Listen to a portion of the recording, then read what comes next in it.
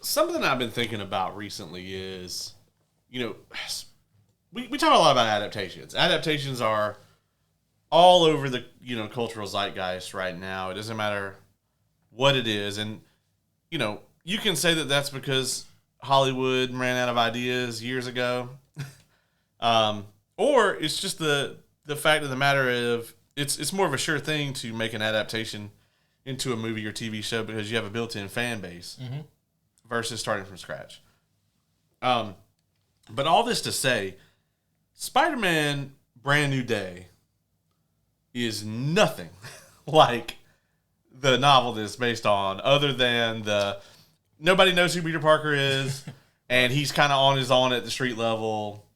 That's really where the comparisons stop. And they even, called the movie Brand New Day. Right. But if you go and look at, like, Supergirl, which, it was heavily based on Woman of Tomorrow, but they didn't call it Woman of Tomorrow.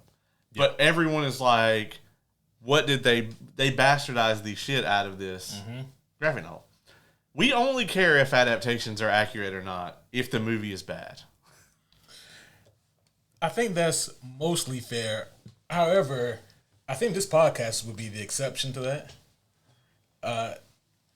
The reason why Marvel at times may seem to get a little bit of slack on that is because they've kind of made a reputation almost of naming their product after a specific book, but then the result being nothing like it. I mean, Daredevil Born Again. Yeah. Is an example of that. But to your bigger point, at the end of the day, I think at this point in the MCU, or just in comic book adaptations in general, like even the comic book nerds like myself, we're more concerned with the overall quality of it, more so than is this going to present itself as a traditional adaptation. And it actually goes back to Superhero Commandment, I believe number 5 or 4, but it's like when there's an adaptation, if you're going to do it, then you better fucking do it. Yeah. And like to your point, like with Brand New Day, it's Brand New Day in the name. It's not trying to adapt the Brand New Day story. If it were, then in that regard, people will hold his feet to the fire a little more, but it's not about that story. It's not about, not entirely anyway. There's a few similar plot beats. If you tie in Norway Home, and this, then you kind of get that. But like on the grand scheme of things, like no one's really comparing this to that story. Well, I mean, not even just in comics adaptations though. Like if you look at like the Lord of the Rings movies, they have significant departures from the source material. But what it comes down to is Homie Commandment number 1, which is the integrity of the characters. Right. And I think as long as you get that right, people will let a lot slide, Even, those movies are directly adapting the books that they're based off of. And like I said, there are heavy, heavy departures from that material. Not to take us off from your greater topic here, but have you met any book readers who aren't fans of Lord of the Rings? Like people who love the books, but not so much the movies? Yes. Oh, really? Yeah. Okay. Yeah, there's a guy I used to work with, and I remember finding out, there's always like that moment where you find out that somebody's a nerd, and then you start trying to not like overtly try to probe what level or how deep of what type of nerd they are. You're not trying to be creepy about it. You shouldn't probe somebody when you first meet them. I know, yeah.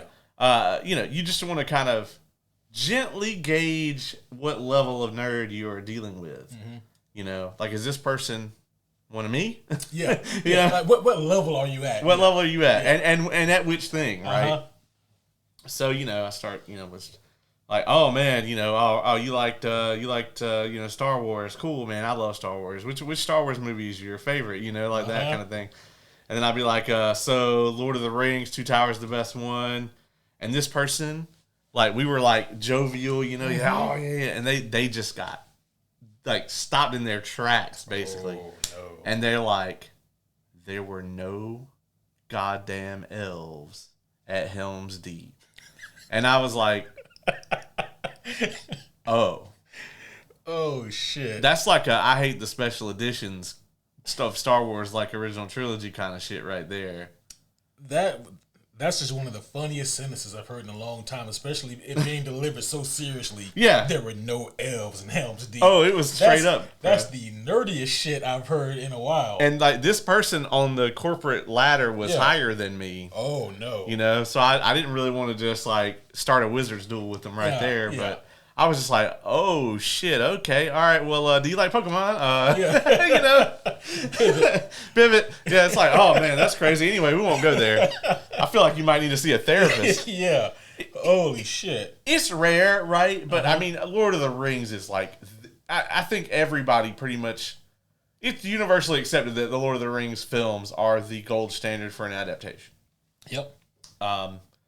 You know, I've heard everybody from like Stephen Colbert say that, who's like, you know, a goddamn Tolkien scholar, basically. You know, all the way to Brandon Sanderson, you know, prolific writer in the middle of his own adaptations. Everybody is gunning for any author wants their work to be handled with the level of care that those movies were handled.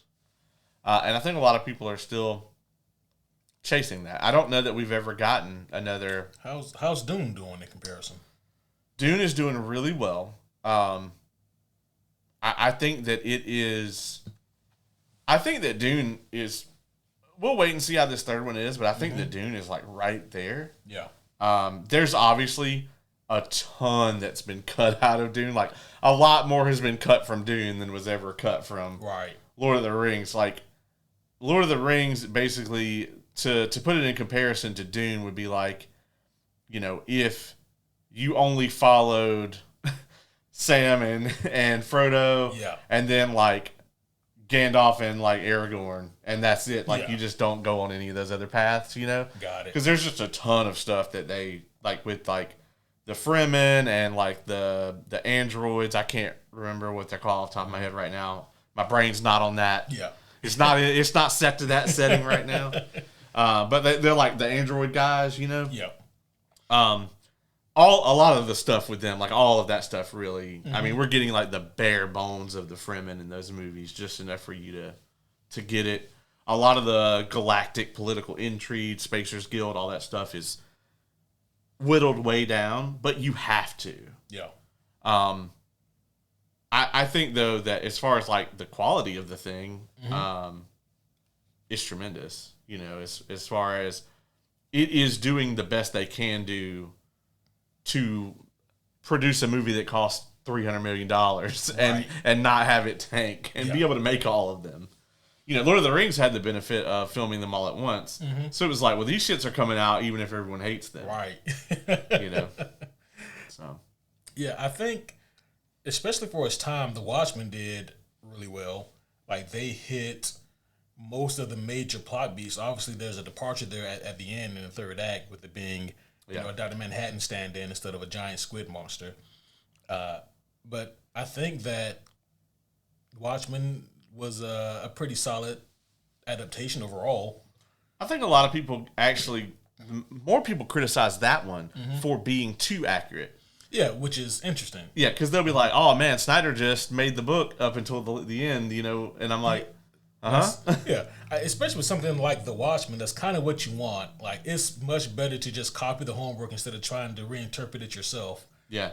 I mean, Alan Moore was never going to watch it either way, but like, if you want to try to do his work justice, then that's the way to go. Well, Christopher Nolan said it himself, you know, that movie is just so far ahead of its time. Yeah. You know, Nolan has said like, hey, if this movie came out, you know, 15 years later, it probably would have been a huge hit. It probably would have been a hit on the level that The Boys originally was a hit, because I think you're right. It's a deconstruction of the superhero. Exactly. And you can't deconstruct the superhero team if there is no superhero team. Right.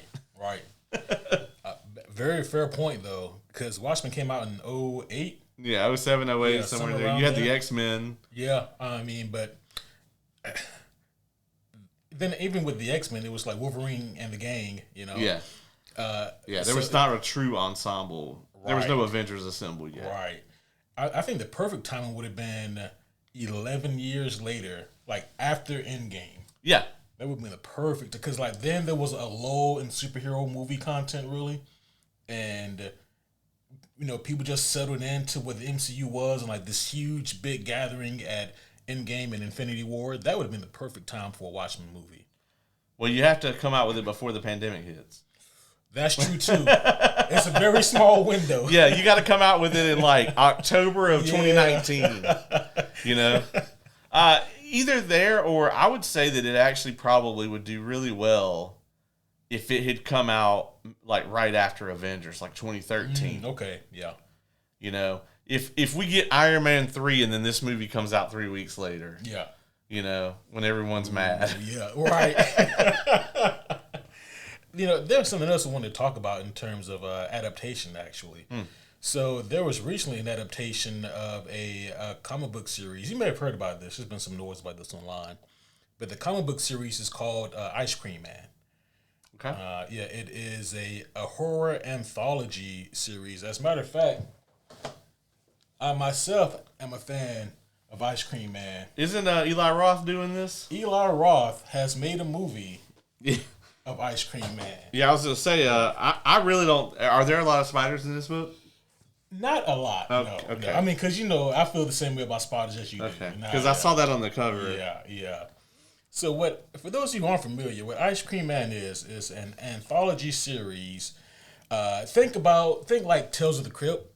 You know how the Crypt Keeper is kind of like the person who is overseeing all these stories, and then it breaks down to the episode, and then at the end it reverts back to the Crypt Keeper or whatever. Like, that's not really a one-to-one type of comparison, but it's the closest I can think of from the top of my head. But the Ice Cream Man, this innocent yet sinister-looking man on the cover of the books, is the central monster of the stories. And now he's not even really featured in all of them. And to be quite honest, for most of the first book, you don't even really know what the Ice Cream Man is. But it's just little hints about who he is or what he is sprinkled throughout the book that kind of ties everything together. But it's truly a really intricate and well put together horror book. I got the volume 1 a few years ago when I really wanted to see more of like the horror aspect in comic books, that were away from like the superhero, like, Spawn, Ghost Rider, right? Things like that. Hellboy. Wanted to kind of look into something else horror related, and I found Ice Cream Man. Tremendous book series. I didn't even know that they were working on an adaptation for a movie, and so you can imagine my roller coaster of emotions of finding out that the Ice Cream Man was not only getting an adaptation, but it was a movie, and then on top of that, it's already out, and then on top of that, it's being made by Eli Roth. Homies, I don't know if you guys know this about me or not, but I hate Eli Roth's work. I really do. Don't most people? I mean, it's weird because he's got this weird kind of fan base, and maybe they're just like a loud majority or loud minority, I should say. But I remember seeing somebody say something along the lines of, that's the thing about Eli Roth. He either hits or he misses. I was like, when does he hit? Yeah. I would like to see a hit, please. Point these hits to me, please. And help me. Help me. So here's the thing, right? I'm a really big fan of the Ice Cream Man book series. It is not looking good on Rotten Tomatoes. Oh, no. Apparently the movie is only an hour and 20 minutes. Yeah. The Rotten Tomatoes. It has a 28% from critics and a 48% from the audience. Awful sauce. And here's the thing. I have not brought myself to watch the movie. I can't do that. I have seen some things that people have said. I have heard that it is generated AI slop all throughout. No. Yeah. So it's a shame when maybe the one redeemable quality of Eli Roth, he gets fucking lazy and just strips it away. 'Cause I don't like his work, but at least he tried to be somewhat creative with the bullshit that he did. But using all this AI shit in this movie, that kind of kills the one good thing that he had going for him. And on top of that, he doesn't really care at all to adapt any of the intricacies of Ice Cream Man, but that was to be expected. I didn't expect him to really delve deeply into any of what the Ice Cream Man is about, any of the intrigue, any of the mystery. I think that he just saw a cool hardcover book with an interesting cover, and someone who spoke to someone who read the book told him about it, and he made a movie based off of that. So, from what I understand, it's damn near the Ice Cream Man in name only, and there's not really much anything that has to do with the graphic novel. I'm looking at his filmography here, and Hostel is the best movie on this list. Probably also the biggest movie on that list that he's done, right? Well, I mean, Grindhouse and... yeah, he worked on that, huh? Yeah. I thought that was Robert Rodriguez. Was it? I mean, it's in here. It's a bunch of different people. That's right. Yeah. That's right. Interesting. Huh. Yeah, that's... Okay, so that's not even his solo stuff. Yeah, that's got to be it. Mm-hmm. Yeah. I might give the book a shot. I definitely am not going to watch an Eli Roth movie. That's where I draw the line, I think. Like, mayhaps in the past, I have been the cause of us watching some horrendous movies. I will not subject us to an Eli Roth movie. No, you're going to have to call Brendan for this if you're trying to do that. Yeah. But, Ice Cream Man is a great read, especially for the Halloween season if you want something really cool and creepy and keeps you wondering where the fuck is this going. And there's one story that's even a palindrome where, like, it reads both forward and backwards. It was really cool. Yeah. I say all that to say this. I don't know who keeps funding Eli Roth to make these movies, but they should stop. Well, I'm guessing they didn't spend very much, considering he AI slopped the whole thing. True. Very true. Yeah. So I just had to put that little PSA out there because it's bad when there's like a lesser known IP that gets an adaptation and it's shit, and then like it just like the flavor of ice cream now is shit because of Eli Roth. We don't need that. So I'm here to inform you guys that the comic book is really, really good. Just stay away from that movie. Yeah. Yeah, man. Yeah. That sounds horrible. Yeah, dog. Absolutely. Could not do it. So speaking of, Brand New Day, it is still cleaning up at the box office. It's sitting on like 1.7 billion right now. So, Excellent work. Yeah, it's easily, I think, going to hit the 2 bill mark. Mm-hmm. And I think, obviously the whole IMAX debacle is hilarious. Right. I don't know if we talked about that last week. I think we might have, but I think it hit into Odyssey's box office more than people were expecting. But a lot of that comes down to the fact that half the IMAX theaters are now showing Spider-Man. Yeah. Because money. Right. Which is unfortunate because I think our IMAX here is actually showing Spider-Man now. And I want to see the Odyssey like one more time before it goes out of theaters. Yeah. And then I like never want to see it again. I've seen it twice and I want to see it again. Yeah, I'm probably like I'd be fine with watching it like Interstellar when it comes back to theaters. I would go see it again. But I don't ever want to watch that movie like at my house unless I get like build a movie theater in my house money. Oh man, yeah. Well, we are here today for a very special occasion. That's right. We have some very interesting things to discuss tonight. It is the finale, something quite special. X-Men 97. Is that not what we're here for? That's not what we're here for. Oh, okay. It's not even over yet. I saw the look of nerves on your face, and it was great. Actually, I think it is. Oh, did episode 9 come out today? Yeah. Oh, okay. Well, I haven't seen it. I haven't seen it either. As a matter of fact, just really quick, I haven't seen anything past what we discussed. Same. But man, I don't know what has happened, but people are not happy with this finale. So I'll just leave it at that. I don't know what happens. Don't have a clue, but so I'm very interested to see what the fuck happens here. But we'll tell you guys next week. Yeah. Oh man. Yep. That doesn't sound good. It doesn't. It doesn't. I haven't heard any rumblings because anytime anybody tries to tell me about X-Men 97, I'm like, I haven't seen it. Yep. I'm a podcaster. Yes. I gotta wait. But next knows? week, guys, you'll know if we hated it too. Right. Or maybe it's great and people are just wrong. Yeah. But today, folks, we are here to talk about House of the Dragon. Season 3, we're going to be covering the back half. If you missed our coverage of episodes 1 through 4, go ahead and check that out. But today we're going to be covering episodes 5, 6, 7, and 8. Full spoilers for House of the Dragon, everything that has aired on the TV show, and probably all of Game of Thrones as well. Maybe even some Night of the Seven Kingdoms. All Westerosi things that have aired on television. Spoilers. I am going to vehemently try to avoid any book spoilers. And if we do decide to do some at the end, I will, give you guys plenty of warning. So. Absolutely. But I suppose proper introductions are also in order. So with that being said, homies, one and all, welcome back to another very special episode of the Superhero Homies podcast. My name is Quentin, and of course, I'm here once again with the world's greatest co-host, the homie Caleb. What's going on, everybody? I am incredibly happy to be back here tonight.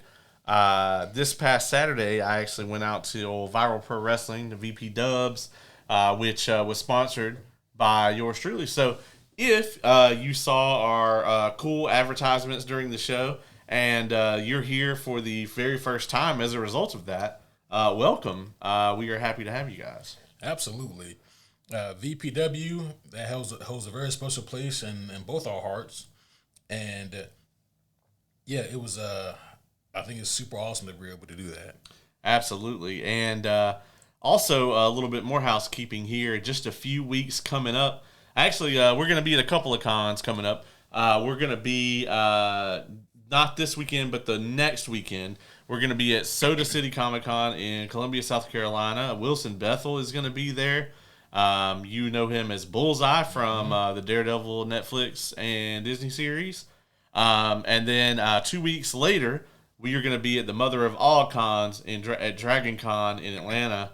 And at that convention, I actually have some limited edition Superhero Homies badge ribbons. Oh, shit. And so if you guys are going to be at that convention and you spot one of us there, definitely come up and chat with us a little bit, and we'll be sure to give you one of those. Absolutely. If we have any left. Yeah, if we have some left. That's tremendous. Yeah. I remember hearing rumblings about potentially having ribbons. We talked about that last year. We did. But I kind of have not thought about that like hardly any. But it's good to hear that that is a thing. Yeah, they should come in this week. So that's amazing. I dig it. You dig it. Junior digs it. That's dope. So yeah, we're not taking him to Dragon Con. I kind of promised him that. Oh, well, he's your responsibility then. Can you imagine what kind of shit he's going to get into? I know. Dragon Okay. I'll see if I can talk him into staying. I'm not going to. But yeah, we are here to discuss the back half of season 3 of House of the Dragon. Man, what a journey this has been. As a matter of fact, the homie Caleb was going to speak completely in Dothraki, but he was misinformed because we were going to speak in High Valyrians, but because we're not on the same page, we're just not going to do either. Yeah. So sorry, guys. Yeah, we'll cut you guys out for season 4. Yeah, just for the integrity of the episode, we just can't. But Caleb, man, I want to know what are your thoughts overall on the back half of the season? I hope this episode is not up for the I didn't want to talk about it award this year when we do the homies. Oh no. Now let me go ahead and get this out here. I don't hate this or anything, but for everything that it's like every high that I experience with this show, they balance it out with a low. And then there's a whole lot of meh. It's like it doesn't have any, granted, we're not in Game of Thrones season 8 territory by any means. Nothing that bad. And I do like the show, but I've said for a while now, especially I think it really hit me this season, I started to articulate it this way, is that I just feel like I'm watching a Targaryen documentary more than I am watching a TV drama.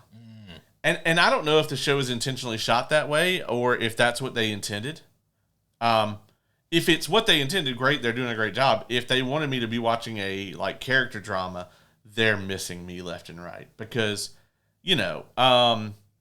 like with Game of Thrones, you could see like some background character, and I'd be like, oh yeah, that's Mage Mormont, that's Lyanna's mom. Lyanna's named after Ned Stark's dead sister. Like I could just take you through whatever, I know all the little details, and I've read Fire and Blood, and so I'm sitting here watching this show, and I'm just like, this is like main characters, and I'm like, yeah, that's George, yeah, man.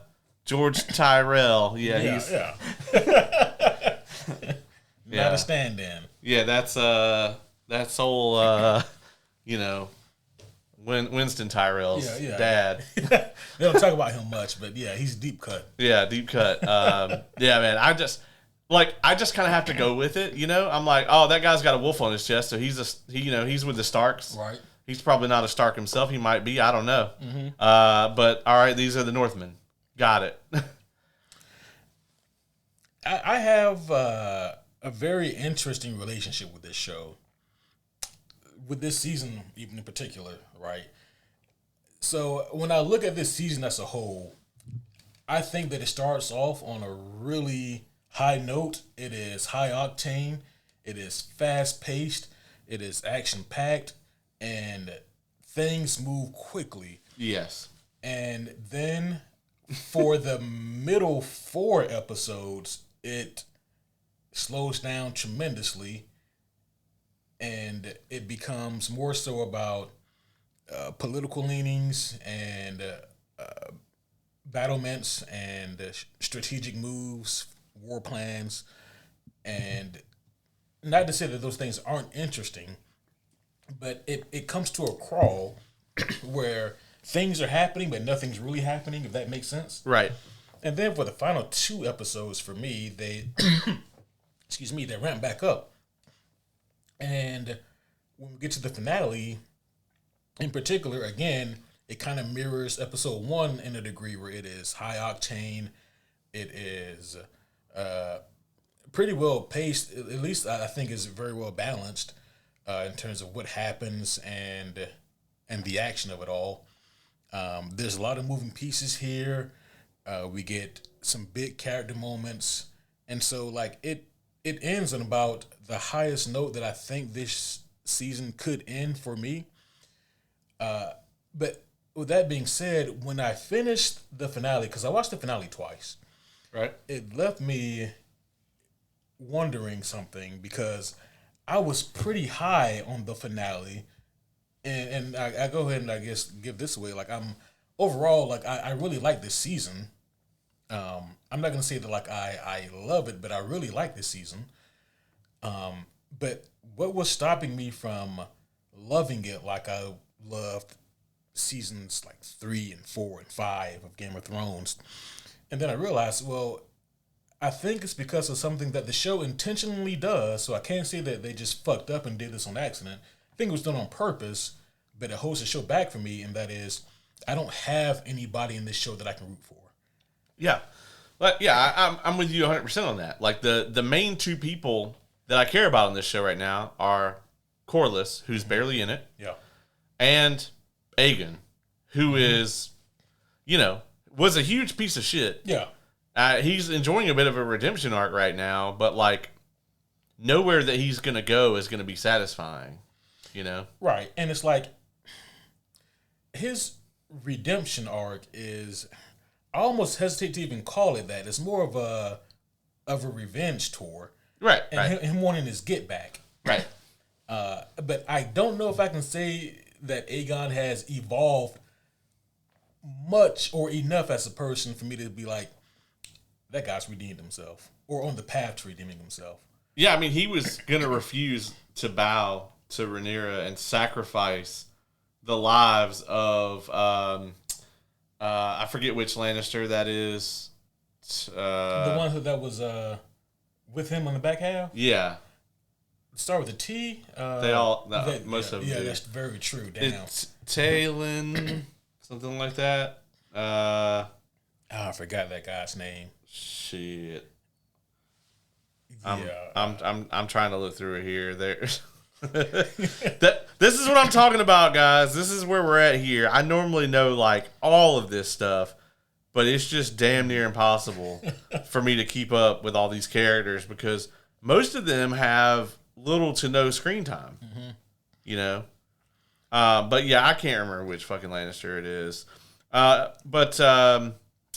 Yeah, I mean, he was about to sacrifice both of their lives. Mm-hmm. Tyland Lannister. Yeah. Yeah. So he was about to sacrifice Larys and Tyland's lives. Yeah. Right there. Oh yeah. Just out of pride. So it is not a redemption arc in the sense of like he's evolved as a character. It's in the sense that we're glad that Sunfire's alive. Right. A little fucked up, but alive. Yeah, Sunfire does not look happy though. Sunfire look like he's having problems. Yeah. Like out of him and Sheepstealer, I really don't know who is doing worse right now. Yeah, we don't know about the Sheepstealer's wounds yet. So, episode 5 here. Mm-hmm.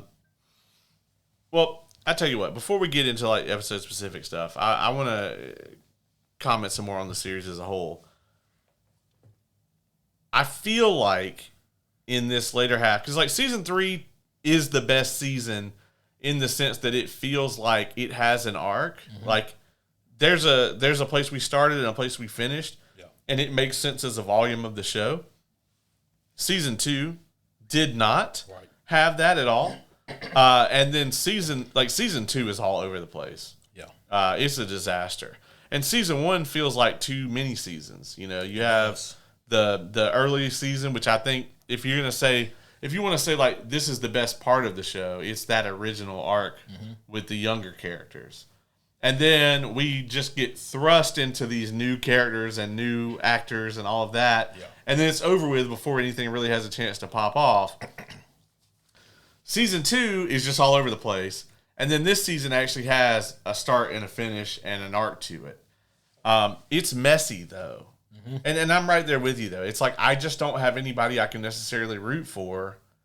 It's like anytime I try to root for somebody, I'm like, oh, but they're a huge piece of shit, you know? Yeah.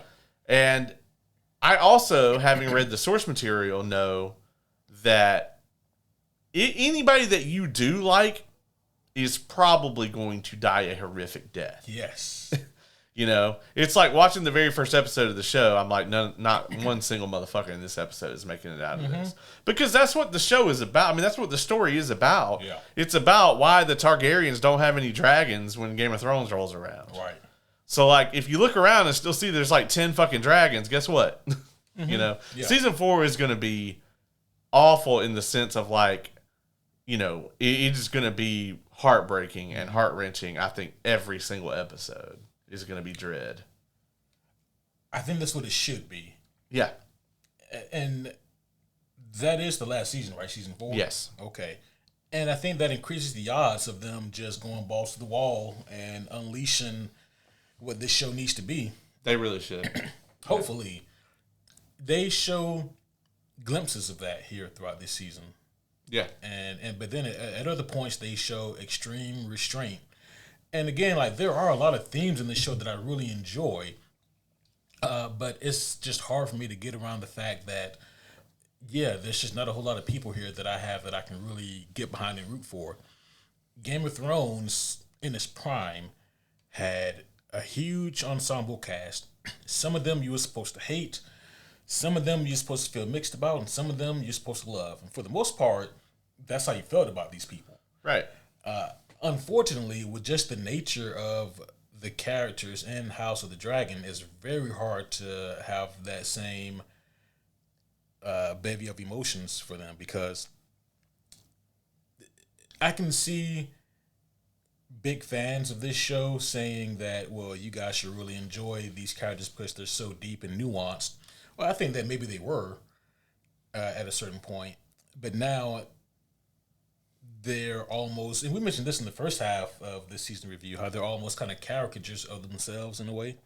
Yeah. And it's really hard for them to bounce back from that because at this point in the story, it's the characters kind of have to take their hands off the wheels, and it's more for the plot to start driving things now, so we can get to where we need to go. I mean, the shining example of that in this season is Kristen Cole, right? I mean, Kristen Cole is like the most hated dude on the show, but we haven't seen him in so long. We haven't seen anything meaningful with him, right? And we're not really reminded necessarily why we hate him. When we catch back up with him here in episode 5, he's just, and I think episode 5 is the weakest episode of this season. Because episode 5 is leading in, almost entirely is leading into episode 6. Episode 6 has an event in it called the Butcher's Ball, which is essentially the moment where Kristen Cole gets murdered. Right. And it is unceremonious as fuck. And I know that that's what they were going for. Like, you're the greatest knight of the realm. You're going to die here in the dirt. Nobody, and nobody special was involved. And it wasn't this grand heroic thing. Like, you're just, fuck you, you're gone. Yeah. I get that, but I don't think this show sold it well. I think it's just incredibly anticlimactic the way that they did it. Yeah, I think that there's a way to make it something grand for the viewer, but unceremonious for Kristen. Yeah. There is a way to do that. Clearly, I'm not a filmmaker, but there is a way for them to do that.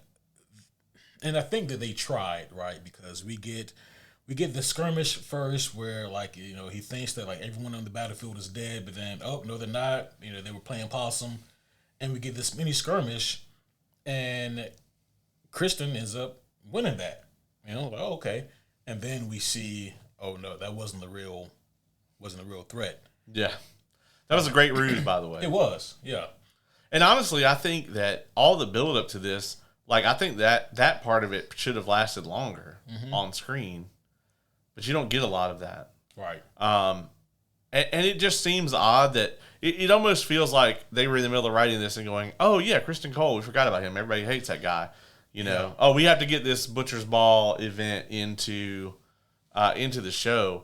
But, like, they just never did a good job of, like, the bringing in the Winter Wolves. I mean, obviously, we know that they were recruited.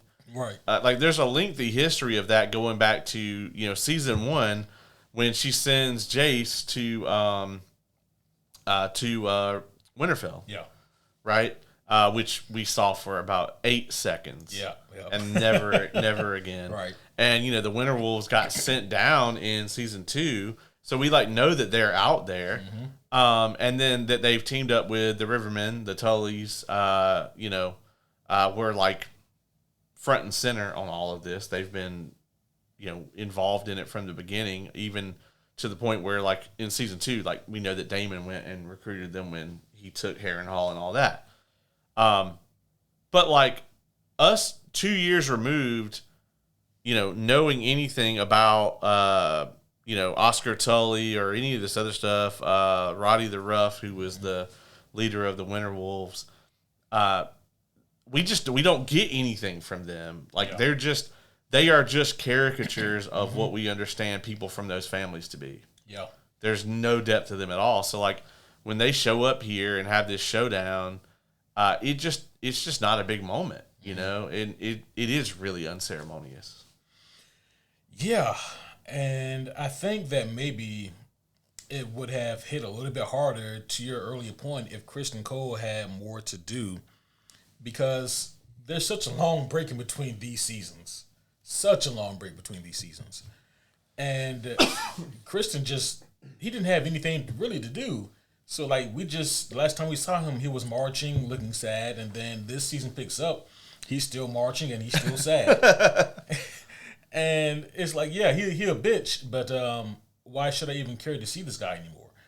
And, outside of him just still being a whiny bitch, I didn't have a whole lot of reason to be that invested in his demise, which is a shame because Kristen Cole was, like, the most hated guy in the series for a while. Yeah, there's no payoff here. Yeah.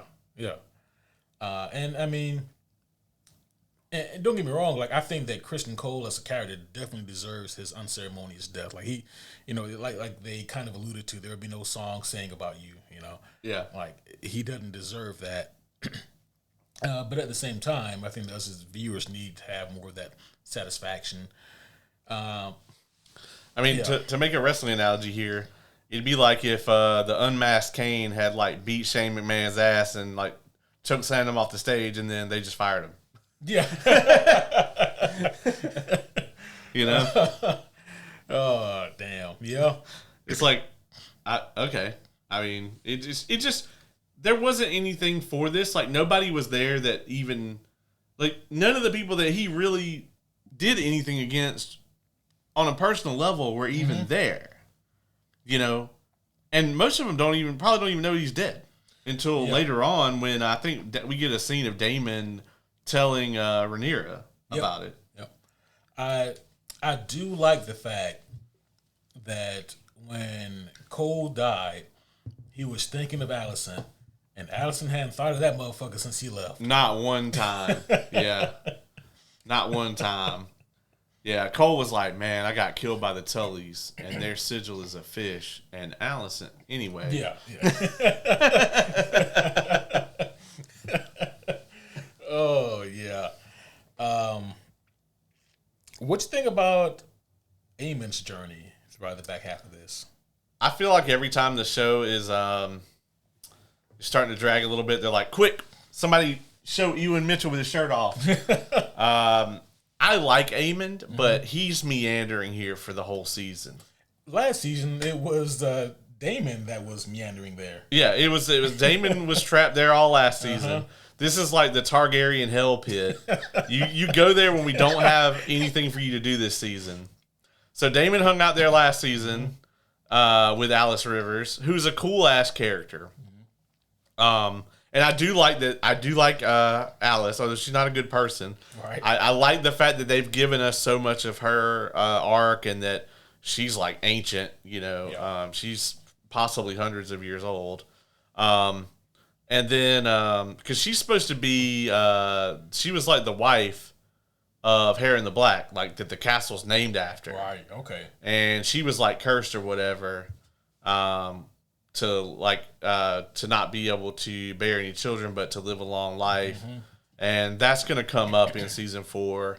But I do like her, but Aemon had the really awesome moment early in the season where him and Vhagar show up in solo Harrenhal. Yeah. He's just like, man, y'all took this castle. All right. And then in like an hour, he's got it back. And then he's sidelined for the whole rest of the season. Obviously, they needed to take him and Vhagar out of play, because if they're running around, then shit is going to be popping off somewhere. Right. And this is of incredible advantage to Rhaenyra's folks, because their biggest chess piece is off the board. Yeah. For Team Green. I like how in the first season it was all like Team Green and Team Blacks, and in season 2 you would see a little bit of that, but man, I ain't seen not one person try to rep either side in season 3. It's just like, no, they're both awful. Right. Yeah. I like Aemon as a character, and obviously they're, this is not really necessarily a spoiler, like if you've been paying attention to the show.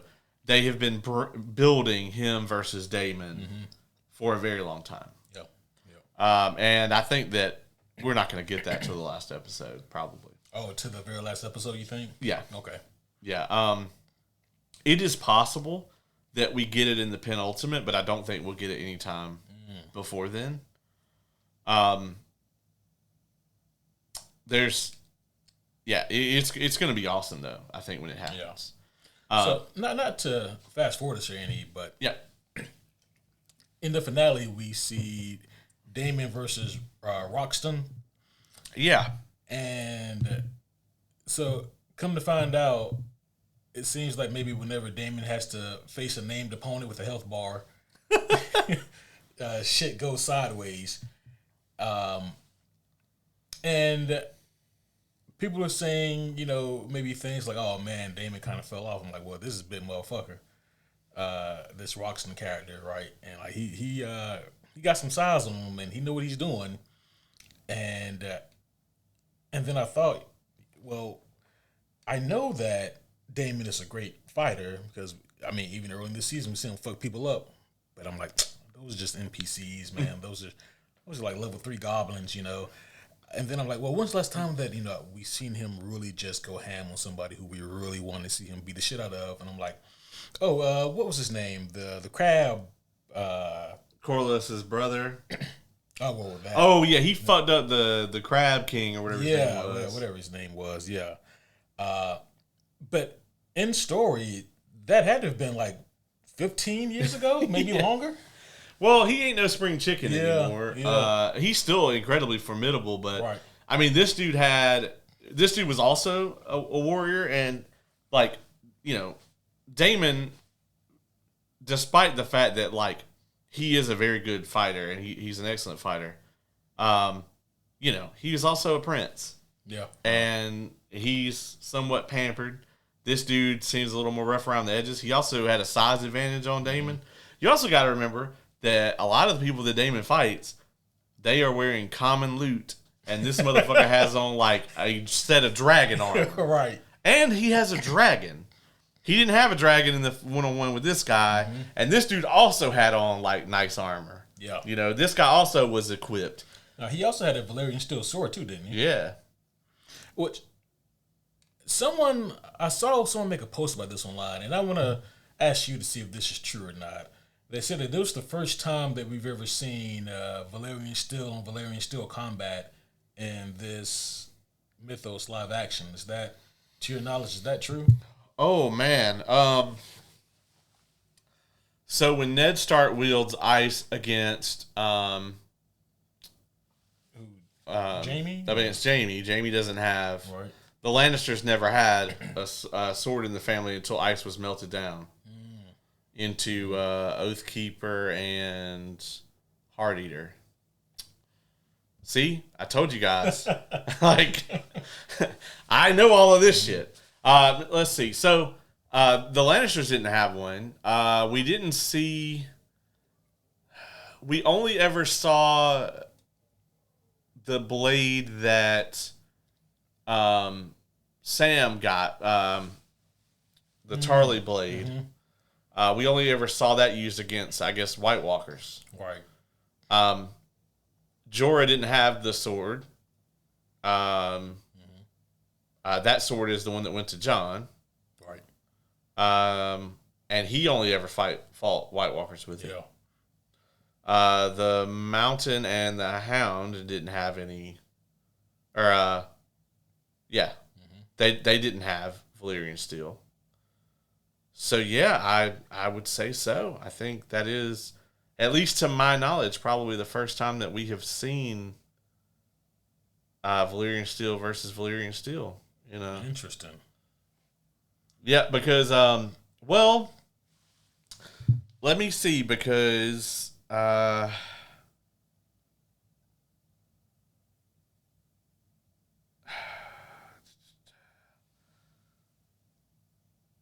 okay, so yeah, actually, I had to look it up real quick because there's the flashback scene in Game of Thrones when you find out Jon Snow's true parentage. Yeah.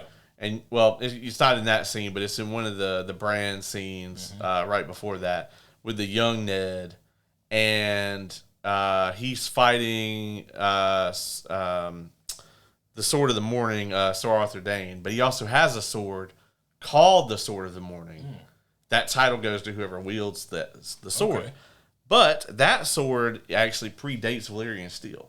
Oh, damn. Yeah. It is super fucking ancient. It's like the ultimate like legendary artifact. Yeah. So that scene also doesn't count. So yeah, I think that that's probably true, just based off of what the instances I can think of that even could have been, but I have now disproven. Sheesh. Okay. Well, first time for everything, I guess. Yeah, that's an interesting point. Yeah. You're welcome for letting you access the encyclopedia. Oh, yeah. Oh, shit. Yeah, so we were talking about old Aemon. And you're right. I do feel like he was kind of sidelined for a lot of this season. And I'm very curious to see how he comes out in season 4. Because, and again, I think that this was done by design. I don't think that they're intentionally clipped his wings, no pun intended. But I feel that like a lot of his edge is kind of gone from where he first started. Well, I think he's really realizing the consequences of his actions. Mm-hmm. You know, he's such a driven character. Yeah. And he also has mommy issues. And a dude with mommy issues and a dragon is a bad fucking combination. And being, Targaryen on top of that. Yeah, on top of all that, Ooh, yeah. Gives you a plus 50 to being batshit insane. Yeah, man. And like Vhagar is such a horrific creature. Right. And that's the thing, too, is like, I really hope that someday we actually get a Aegon's Conquest series properly done like Game of Thrones, where they're not like, I mean, obviously there's no source material for this, but like, I would love to see it in Game of Thrones form where it's like a drama. Yeah. And you get a lot more of like the character focus, because you got to think, man, Vhagar is the baby bitch of those 3 dragons. That's wild. You know? like Balerion the Dread was way larger than Vhagar and older and pretty much everything imaginable that you don't want to have to think about, you know. God, and Vhagar is just this horrific creature, you know. Could you imagine those shits? God damn. Yeah. Like, I know that they probably didn't have any form of insurance back then, but like, just imagine you living your meager, humble life, and you come home and your wife and your whole family and your house has been destroyed by a goddamn dragon shit. I'm assuming they like flew them out over the ocean. You hope, but sometimes you gotta go. That's true, yeah. Gotta let it fly when you can. Man, you know, that's one thing that I do like about this show, like, is we get to see how the average populace, they don't fucking like dragons. Yeah, which should be a no-brainer. Yeah, I mean, if you look at it, like, the 7 Kingdoms were originally conquered by Aegon the Conqueror because they had the dragons. So, like, yeah, I mean, these people didn't just be like, oh, we love you guys, our usurpers or whatever. No, like, they were bent into shape out of fear. Yeah. And the Targaryens only stayed on the throne while they had dragons. As you guys could see, I mean, even Night of the 7 Kingdoms, I mean, if you look at the Targaryens then, like, they don't have the thing that allows them to keep that seat. And you saw how quickly after that, they ended up losing it. Yeah. I mean, those dragons, man, I'm tempted to call them the great equalizer, but that they're more than equalizers. I mean, one skilled dragon rider on a dragon completely changes the tide of war. Oh, 100%. Completely.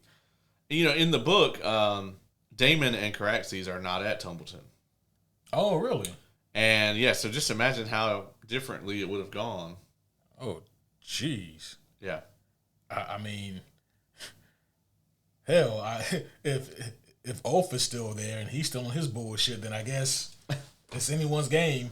Yeah, I think too, and like, I haven't read this book in a while, but I think that Hugh kind of also, like, in the show, they kind of make it out like Hugh kind of just skirts his duties a little bit.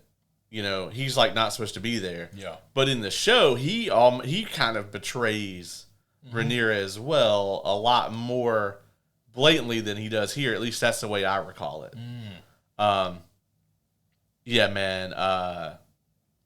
Given these dragon seeds, these dragons, without like a proper background check, seems 100% terrible idea. Yeah. I mean, and I'll be honest, the best case scenario is you get a Hugh.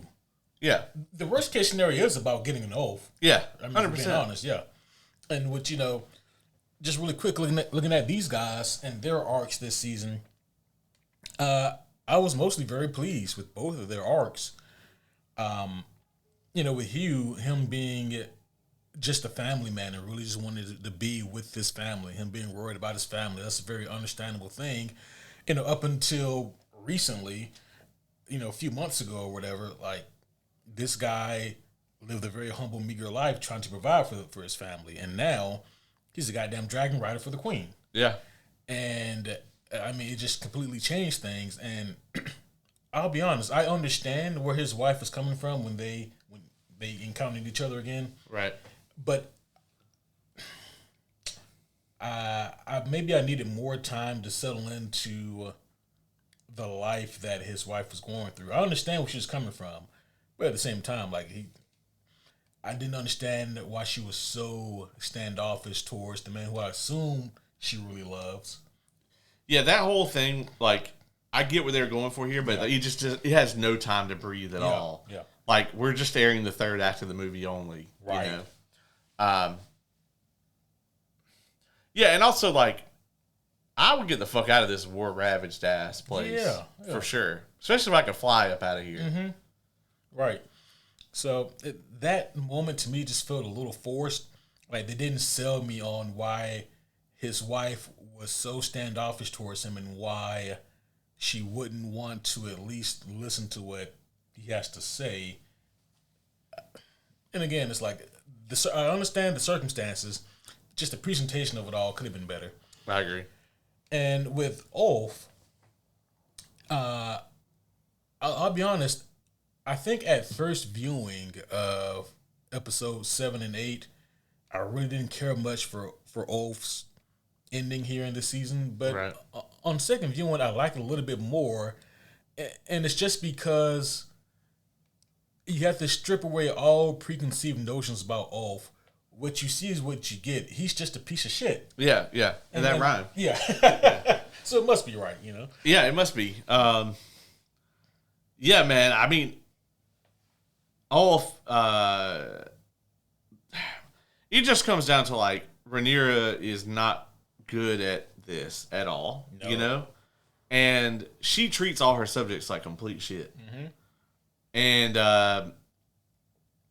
that's one thing that, like, her father, like, that's an element of her father that she doesn't have.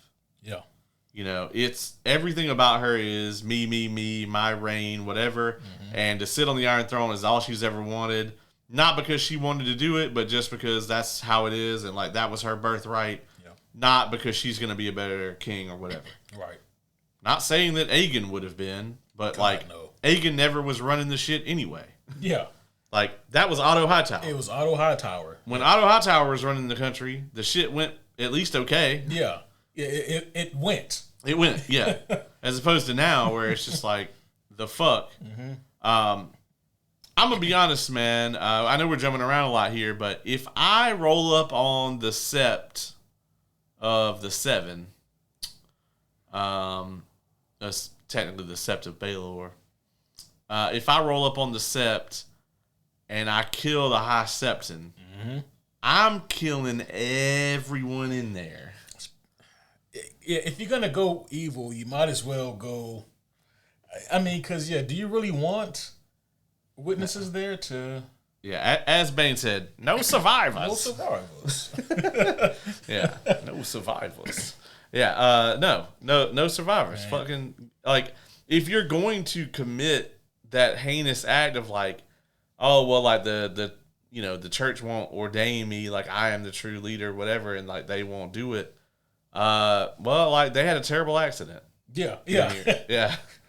Yeah, all of them fell on the same sword. That shit was crazy. Yeah, like, they wouldn't ordain me, and so, the gods struck them down. Yeah, one at a time. He came down with the big ass sword and just cut them all in half. Yeah, craziest shit I've ever seen. Yeah. And then he ordained me. Yeah. I really, obviously, throughout the course of this series, it's designed this way that you really want to root for Rhaenyra. Mm. And in the beginning, yeah. And then as the show goes on, I would even say, specifically so in this season, when she gets the throne, we really start to see a lot of cracks in her armor, And obviously, by the end of this season, she's gone full heel. And I'll be honest, man. Emma Darcy, she's doing a great job as that heel character. Oh, for sure. She's killing that. I mean, and it didn't take the internet long to start memeing this, but like, man, the way that she looks at Alan. Oh, man. When she's pretty much giving him the Iggy to go ahead and kill the High Septum. That shit was just pure dark side. 100%. It's Anakin at the temple. Yeah. I mean, right before he kills those younglings. I mean, because when she gave Alan the signal to go ahead and commit that fucking murder, like, it wasn't a look of, do what you got to do. It was, hey, man, it was just such a twisted look. One thing I do worry about with this whole angle is how much this kind of mirrors the later Game of Thrones episodes. Yeah. And, like, there's so many parallels between this finale and the season 6 finale for Game of Thrones. Right before, like, this is, like, right before she blows up the Sept, this very same room that they're in, Cersei will eventually destroy, taking out the High Septon and, what was his name? I forget, the High Sparrow. Okay. Yeah, in Game of Thrones. There's a similar figure that emerges in the book, and it's a very similar arc to that, so I really hope that the show keeps that downplayed to a minimum, or maybe just leaves it out because of how similar it is to the ending seasons of Game of Thrones. But this whole thing where, like, the church is going to kind of revolt against her or whatever.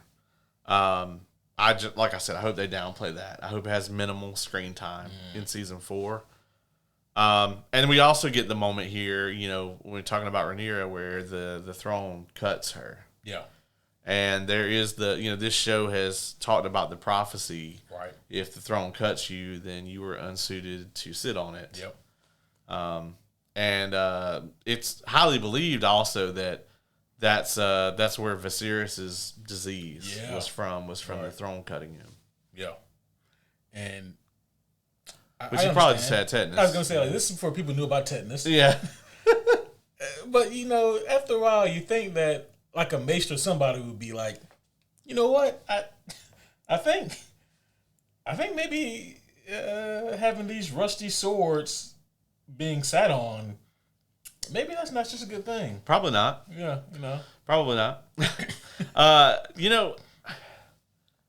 lot of people too I've seen online say, well, Aegon shouldn't have been able to be burned. Okay. And I think it's important to note Targaryens are not immune to fire. Dany's brother Viserys gets melted very early on in Game of Thrones. Dany specifically is immune to fire. Yeah. Which is a magic thing. It's magic. Mm-hmm. It's old magic, whatever, however you want to do it. But George R. R. Martin himself has outlined that, like, yes, Dany is, her skin is immune to flame. Mm-hmm. That is a magical property that is exclusive to her. It is not a, Targaryens can't be burned type thing. And even in the books, when Dany gets hit with Dragonfire, actually, it burns all her hair off. Like, we actually never got bald Daenerys in the show, but in the books, she is bald for a while after fire. Yeah. Interesting. So it's actually just her, like, flesh that can't be burned. Yeah. But it is specific to her. It's, so, yeah, I mean, Aegon should be dead. Like. Yeah. Yeah, for sure. Because that shit is warm. Bro, yeah. Yeah, Aegon, he has quite the interesting kind of arc going on here. And I'll be honest, man, I really don't know what to make of Larys anymore. It just kind of seems like his whole conniving scheme was just a nothing burger. It's like he got fed up of Aegon and was like, hey, man, You kind of a shitbag, and I don't want to do this no more. Yeah. But then he's just kind of there, you know? It's like, I don't know what they're doing with him either. I assume he's going to get Kristen cold and he's going to meet some, you know, random horrible demise. Yeah. Yeah. There's too many characters in this show that have similar qualities to characters in Game of Thrones, but they feel like the Temu versions of those Game of Thrones characters. 100%. Yeah. Somebody though that's kind of unique though among these. How do you feel about Rhaena and Sheepstealer? Oh, I actually really like this arc, and I think it was on it was on our previous episode where we covered 1 through 4 of this season. You said that she was combined with another character named Nettles. Yeah. So Nettles is this young kid that ends up bonding Sheepstealer in the books. Mm-hmm. Rhaena is barely in the books. Like, she's just kind of... I think she ends up... Was it Pentos, maybe, that they were trying to send her off to with some of the other kids? Which, by the way, folks, a lot of people saw little Joffrey, Rhaenyra's kid in, like, the end of this season. And they were like, oh, man, I forgot that she had another kid. And I'm like, yeah, she got 2 more. Yeah, you just think you forgot about the kid. You forgot about 3 of these kids. She has 2 more kiddos. So her and Damon had 3? Yeah. You just don't ever see these kids because, you know, you don't ever see anyone. Right. So, but yeah, she got 2 more. But I think Rhaena goes off to Pentos or wherever, one of the free cities. And in the books, and she doesn't really have a whole lot to do. Nettles is Sheepstealer's rider. I'm very glad that they replaced, like Nettles with Rhaena and kind of combined the 2 characters, because it's going to contextualize some things at the end quite a bit differently. But I said I won't spoil. We'll talk about it at the end. But it's going to make something far less fucking creepy. So, oh dear. Yeah. Well, I mean, I do like what they're doing with Rhaena though. Yeah. And the only reason I remember the Nettles bit is because they dropped that in one of the episodes when they were talking about her. Yes. And I forget exactly what they said. They said something like she's with like the sheep and nettles or something like that. Yeah. And I was like, where do I know that word from or that name? Yeah. Yeah. So that was cool. I do like that we got to see her and Damon interact one more time, that we got some kind of conclusion to this whole Sheepstealer rider mystery. Yeah. And, you know, we got that conclusion. That was really good, I thought. Yeah, we get to see Cyrax do something. That's Rhaenyra's dragon. Mm-hmm. Never gets to do shit. You know. Why do you think Damon let Sheepstealer go in the end? I think because Rhaena didn't want him to be killed, you know, ultimately. Also, I mean, Sheepstealer was tough as fuck. He was. You don't never fuck with nobody with an underbite like that. Bruh. Dead ass, though. Like, yeah. I agree. Yeah. You got to kill a motherfucker like that for sure. Yeah. The famous poet Jack Harlow said, "Don't ever let the world gas me." And Sheepstealer lives by that shit. Bro. He was like, "Oh, 3v1? All right. Run it." Yeah. If this is what we doing, let's do it, fellas. And like Cyrax and I can't remember the other dragon. They had to leave. Mm-hmm. They were like, Like he really serious about this shit. Okay. Yeah. Yeah, that was intense though. But they had to put boots to ass on fucking underbite. And honestly, he was fucking Caraxes up there for a little bit. Yeah. That neck of his though just kind of. Yeah. Caraxes is my favorite dragon out of all of them. Mm. Yeah.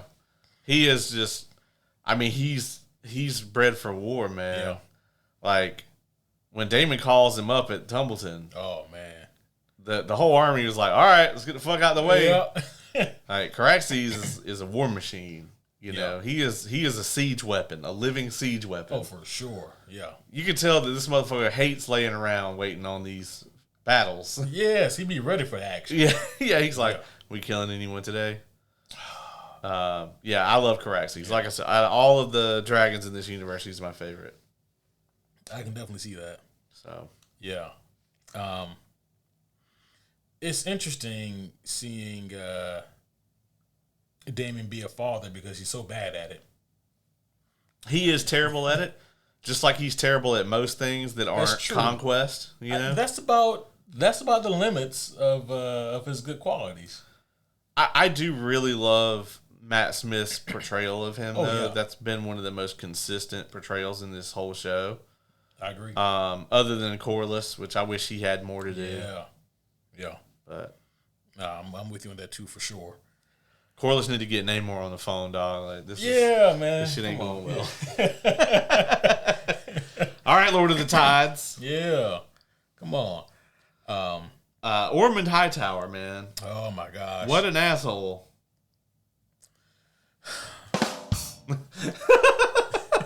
You know, I don't even know that Darren. I don't really hate Darren Targaryen. Yeah. That much. He was raised by the Hightower, so he's probably an asshole. But he seems like less of an asshole than Allison's other two boys. Yeah, I mean, he just seems, like he's not. Out of all of them, he just seems like he's probably the most level-headed.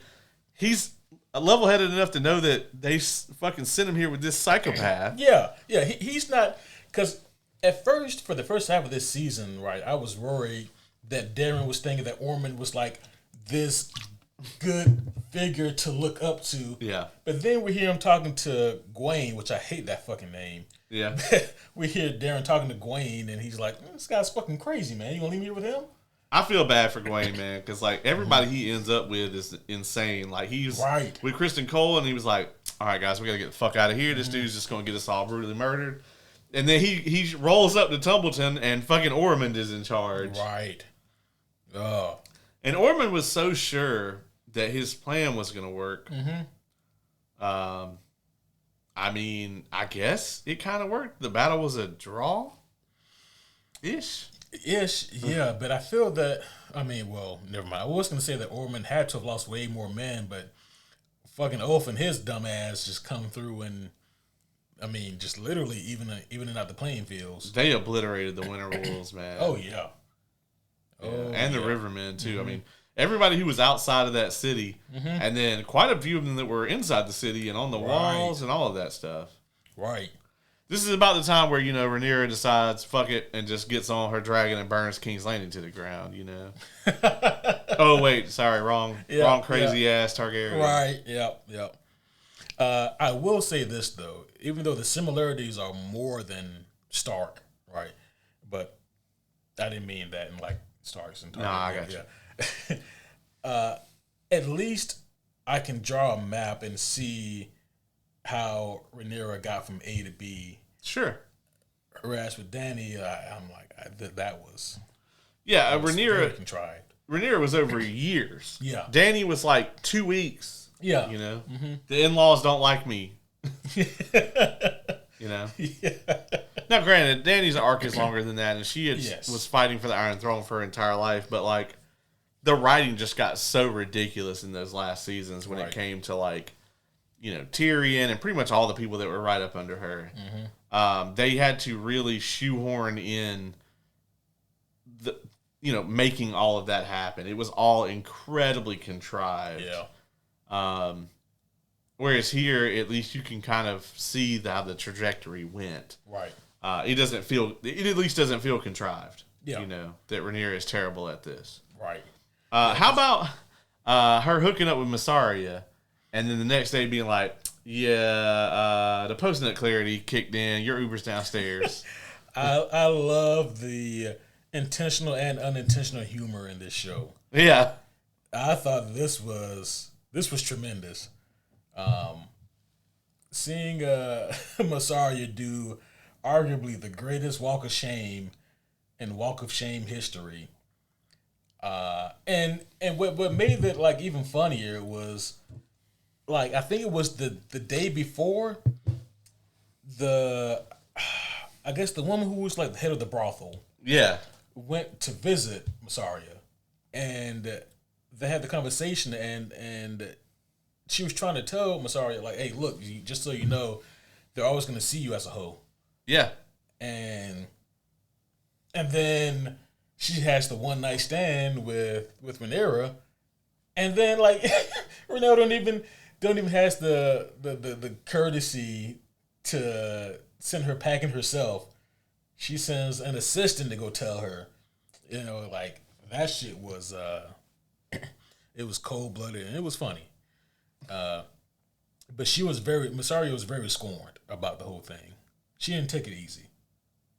She didn't take it well at all. Yeah, there's actually there's several versions of this quote. One of them, I think it's from Peaky Blinders, is these hoes ain't loyal. No, okay. That's not that one. Gotcha. It's once you've done what you have to do, they'll never let you do what you want to do. And that just kind of sums this up entirely, right? It's like once they've seen you as this, you're always going to be that to them. Yeah.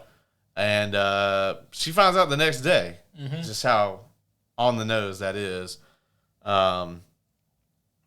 So yeah, I mean that's what happens here. I would have gone off to Pentos with them servants though, bro, for sure.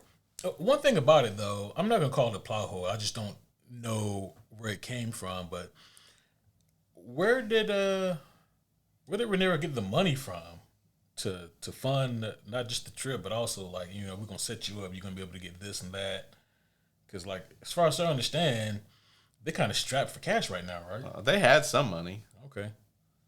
Yeah, I mean, they could have just. We're gonna take her to the. You know, she got killed in transit or whatever. Right. You know, but I mean, they had some money. Yeah. They just ain't got like run the city money. Right. They got here's money for the Plan B money. That's right. They ain't got. They ain't got raise the kid money. They got Plan B money. Yeah. Oh shit. Not that would have been a concern in this specific instance. That's true. Yeah. Well. No. But this just goes to further show what Baylor said to Rhaenyra. 100% true about how you just use people. Yeah. Like that's what I mean. Because when Rhaenyra slept with Masaria, it was she went there for a purpose. Like she needed that validation. Yes. In that moment, she needed someone to tell her everything that she wanted to hear. You know, that she's good enough, that she's fit for this role, that she's meant for this, that she's powerful, she's strong.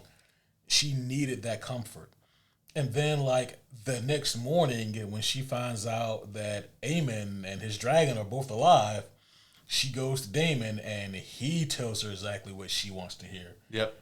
Because Daemon has been trying to convince her for seasons now, you can just go scorch earth and we can win. And we've seen what happens if you try to do it without that. I mean, that's Dany's arc. Yeah. You know, as bad as that was, I mean, badly as they got that point across. Right. That was her arc, you know.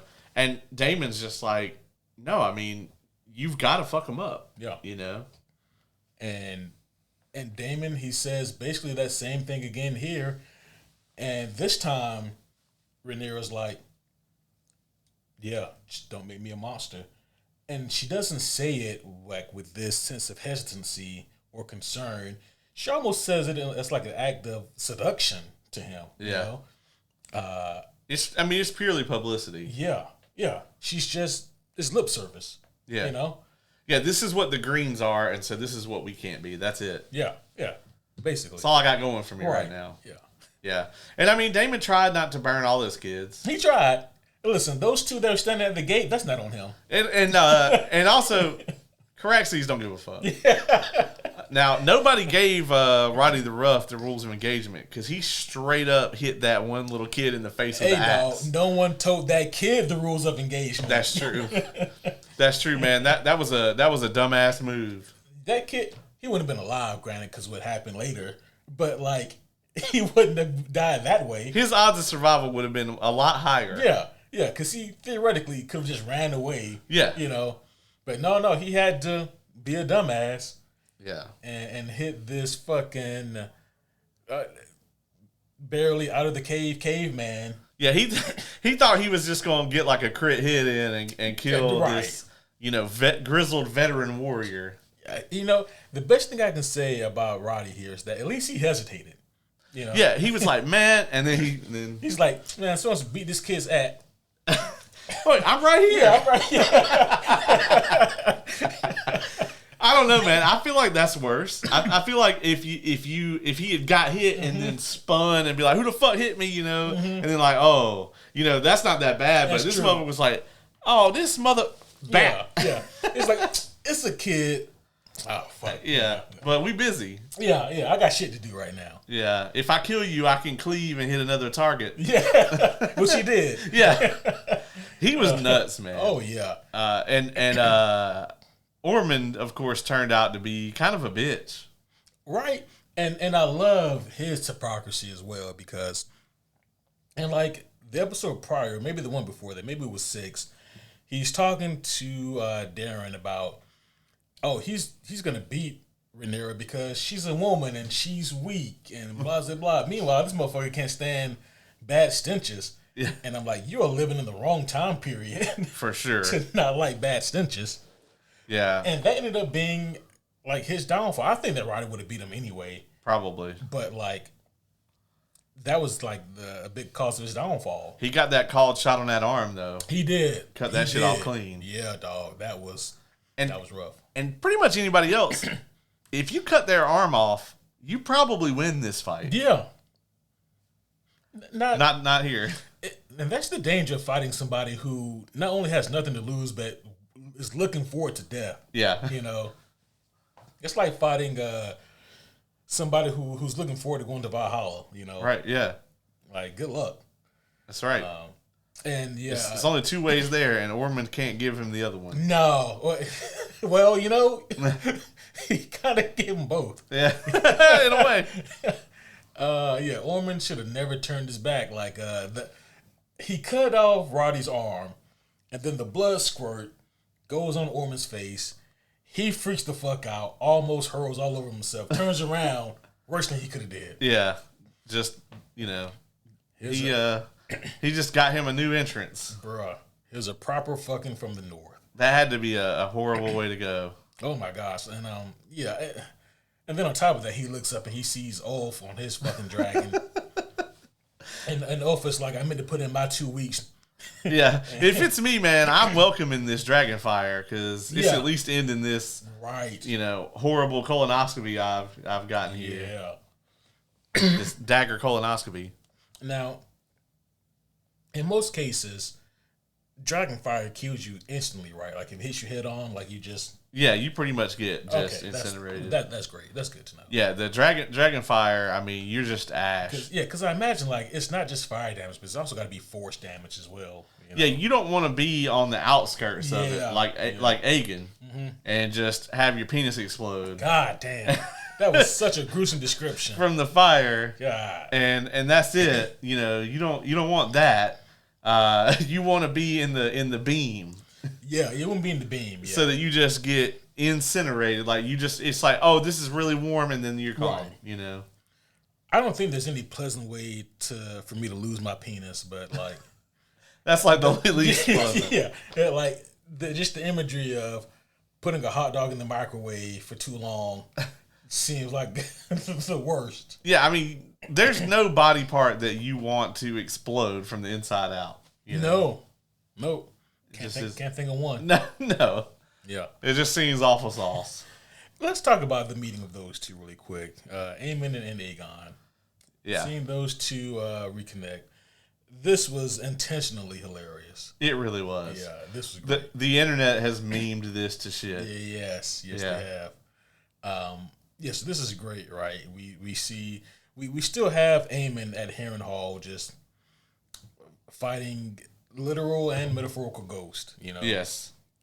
He's dealing with also his extreme mommy issues, like Jesus Christ. And then here comes Aemon, and you know that the entire flight here, that Aemon has been rehearsing exactly what he's gonna say and what he's gonna do to his brother. Yeah. And then Aemon unintentionally just doesn't give him the satisfaction. Right, yeah. And it's great. The Aegon's actor here just kills it in this scene. Yeah, it was walks up to him and just slaps the shit out of him. I'm alive. Yeah. Oh, it was excellent. I think he says imbecile. Yeah. Yeah, that's what the internet meme has been. Yes. I've seen just this is how I'm waking up every morning from now on. Mm-hmm. I'm alive, imbecile. Yeah, I'm alive. Yeah. Yeah. This whole moment is great. Yeah. Between the two of them. It really is. And again, the whole time, Aegon, he's just looking for give me the attitude. Like, I want you to. But his brother's just defeated. He really is, yeah. And so he goes from being, ready to throw hands, which by the way, he better be glad that his brother was defeated, because if he was up to snuff, he could fuck him right up. Right. Yeah. And but I mean also Alicent's betrayal here is really working on him. I don't know what her plan is. Right.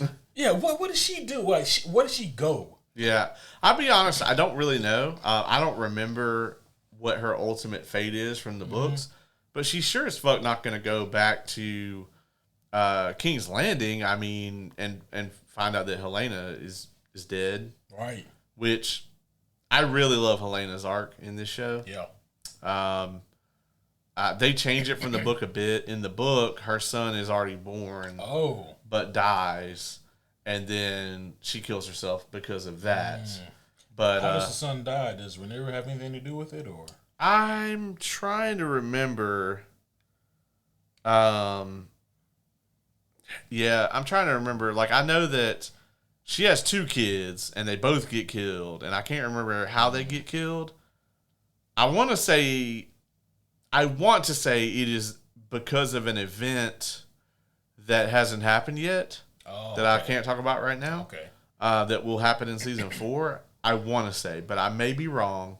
But I love her doing the needlework and having the prophecies and everything, showing that Rhaenyra's reign will end in blood. Yeah. And just all of it, with her whole arc here. And it goes right back to Rhaenyra just uses everyone. Yeah. Let me ask you this, unrelated, just putting the scenario here. Let's say that you're having a real rough time right now, and you're not feeling the greatest, and maybe you're a little depressed. Things just aren't working for you the way you want to, and you're hearing the podcast, and man, I can tell that you're really down, and you're not taking care of yourself like you normally do. You're not coming in with a drip. And Kay hits me up and she's like, yeah, Caleb's really going through it. He hasn't been eating. Am I really a bad guy if I force feed you? I think the way it was done here, probably. Yeah. I mean, I'm looking out for you though. Yeah. I need to make sure that the World's Greatest Co-host has nutrients. Is that the same window that Cersei's kid jumped out of? So apparently it is not. Okay. Just a really similar manner, but different window. Okay. That's a cursed. That would be a cursed ass window if so. It's cursed regardless, but yeah. I couldn't remember if we had that same angle on the sept that that we had in the Tommen. What was his name? Yeah. Yeah. No, he jumped from a different window. There's a pattern here. Oh shit. See what else we got here. We talked a little bit about this. Let's talk some more about Gwaine and or Darren, I should say, and his plan here. Yeah, so they send Corlys out, and they're like, "If you can we have peace if we give you Corlys back?" And of course, Ormund doesn't know anything about this shit, and would have been furious if he did. And they also didn't cut off my man's finger. Bro, yeah. It's fucked. Right. But, this scene was really good. It's about the most Corlys that we've gotten. Corlys is the only one who presents a good idea in this scenario. Yeah, he's just like, we could just take him up on this and fuck off. I mean, yeah, because like what Gwaine was suggesting was splitting the kingdom and let Darren take like this half and Rhaenyra take that half. Which, I mean, Corlys knew, okay, that shit's not gonna fly. But how about you make him like a lower region over here, Yeah. and Rhaenyra, she'll still reign, and that may be the best case here because like there's still a lot of lords that won't accept a woman as the helm or as ruler. But I mean, so it was the way that would allow Rhaenyra to still reign almost completely, but just have basically Darren run a little rough shot here. I mean, if that'll prevent like the incessant bloodshed that's about to happen, and has been happening, and it's been happening for years. But I think the straw that broke the camel's back, and I could be wrong on this because I don't think I could really read it on Daemon's face, but Corlys, he suggests that. And we can have Rhaena marry like a lord from such and such place. And like I said earlier, Daemon's, he's a shitbag dad. Yeah. But I think that maybe I can see him thinking, my daughter's been through enough, and I'm not gonna put her through any more bullshit right now. Yeah. I mean, Daemon's also a fucking narcissist. Yeah. And he wants Rhaenyra to only have him to turn to. Yeah. It's narcissism 101. He wants to isolate her from everybody else. Yeah. That's where the Massaria stuff comes from. I mean, it's Corlys to a degree. Yep. All of this is like Daemon wants when Rhaenyra has a problem that he wants to fix. He's the only person that she's got. Yep. And that's how he wants to keep it. And he's not about to have Corlys come in here and establish this like new paradigm for the kingdoms. And then actually have him there de facto like Otto Hightower ruling, running King's Landing, even though that's like the absolute best case scenario I could think of. Yeah. Right. He's like, or we can just all kill each other and you just hope you're alive at the end. And then I don't know what you're going to have, which is pretty much how season 4 is going to go. Oh boy. Oh boy. Yeah. I actually thought that when they took Corlys in this first episode, I thought they killed him. And I was like, damn. I was like, well, that's all I got. Yeah. And then but you know how upsetting it would be if they killed Corlys and then basically do it off screen? Yeah. Yeah, that would have been awful. Yeah. What else do we have here? Yeah, so we spoke a little bit here about the Daemon and Roxton fight. Yeah. This was a good one. This was a great fight. I mean, this whole scene, the whole battle scene was like, we have our issues with the narrative, but like the technical prowess of the show is as good as it's ever been. Top notch. I mean, the fight between the different dragons, that's the best dragon fight we've ever seen. Yeah. Oh, yeah. Hands down. Yeah, that was awesome. That was in, episode 7. That was great. Yeah, I mean, season 2, we got Melees and Sunfire, and that was a great fight. Yep. And then eventually Vagar, too. Right. All that stuff was really great. But I think this was the best that we've ever seen the dragons interacting with each other. So, yeah. But Tumbleton as a whole was a great fight with them. And we don't know Darren's fate even now. Yeah. But just seeing the different angles that this came from. We got the ground level with like the townspeople and like what was happening on the walls, and we got to see it from the Lord's point of view and from like the Winter Wolves and like the commanders, and then from like the everyday like townspeople. So we got to see all these different layers, all while Ormund is going through the city trying to find Ulf. Yeah. Man, when he does finally find Ulf, that shit was great. They find his ass passed out on the shitter.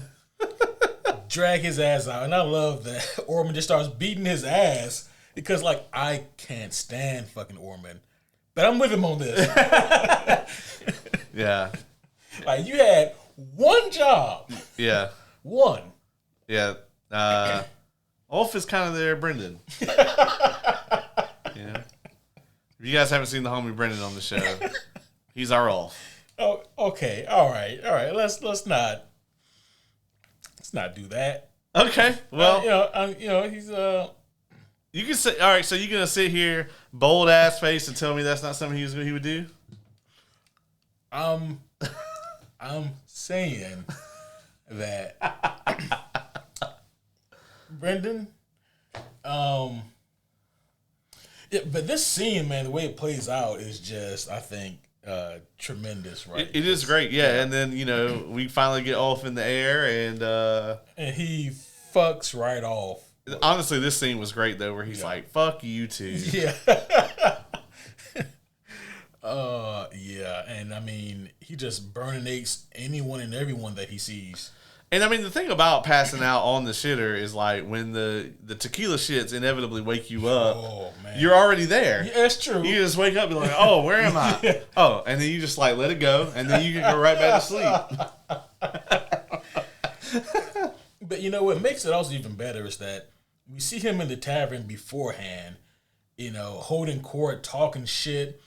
I mean, he's just like the most shit talking bar that you can think of, and he's just spinning these tall tales about what he's gonna do and what he has done, and like people in the bar are refuting him. They're like, "Well, yeah, but Daemon has a dragon, and the Queen has a dragon."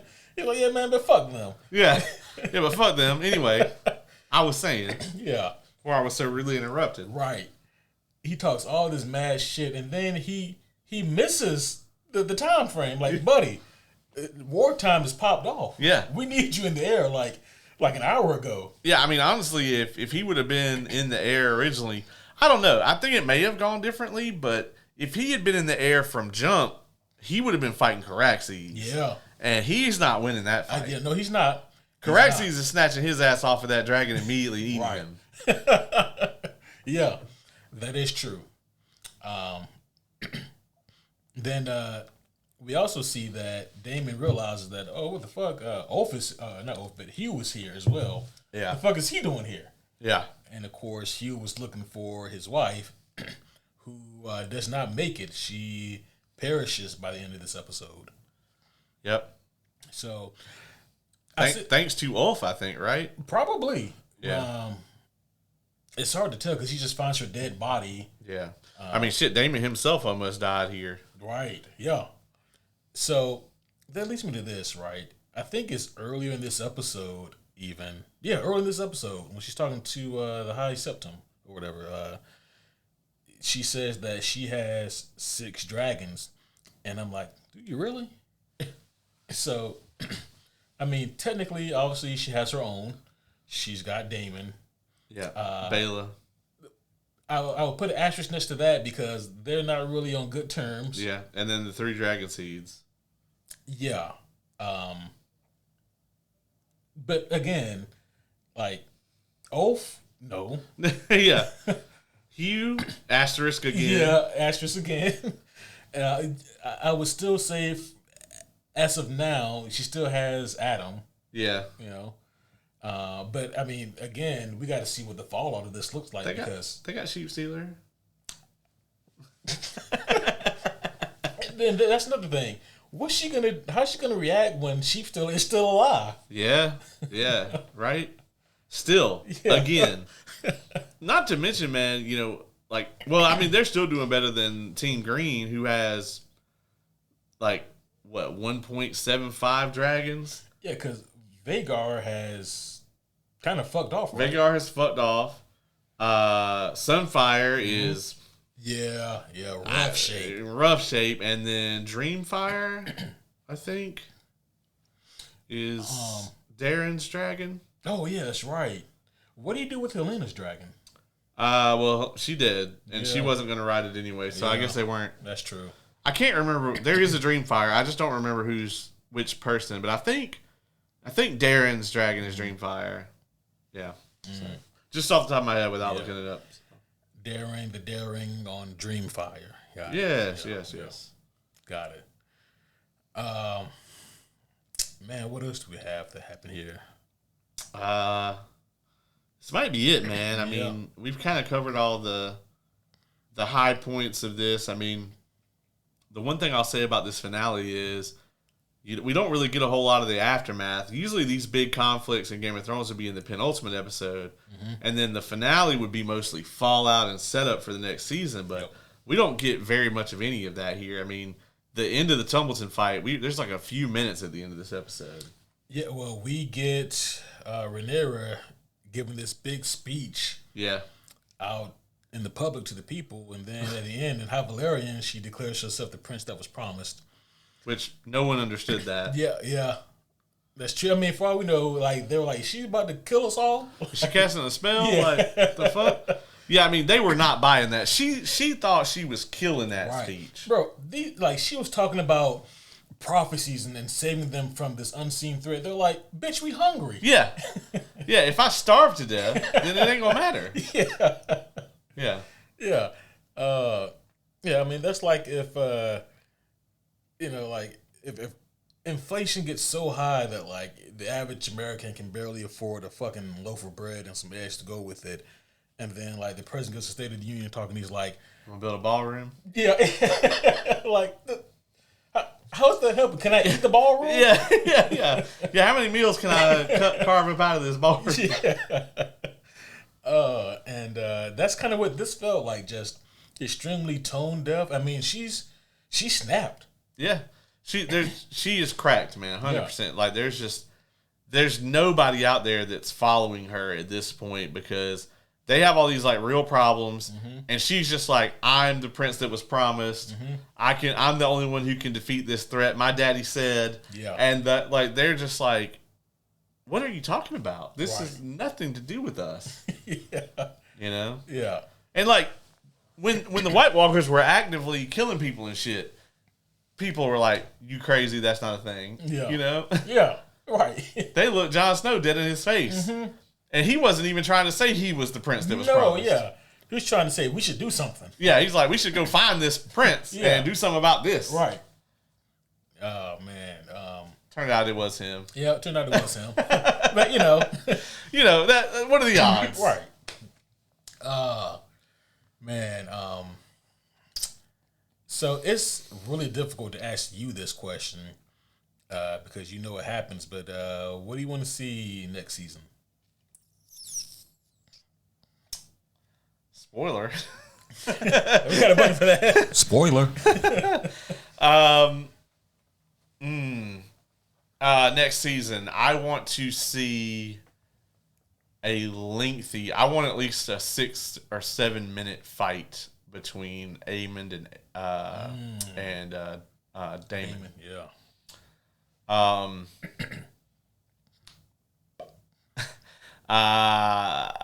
I want to see other scenes from the Fire and Blood novel. What about you, man? What do you got? What do you have? What would you like to see? I want to see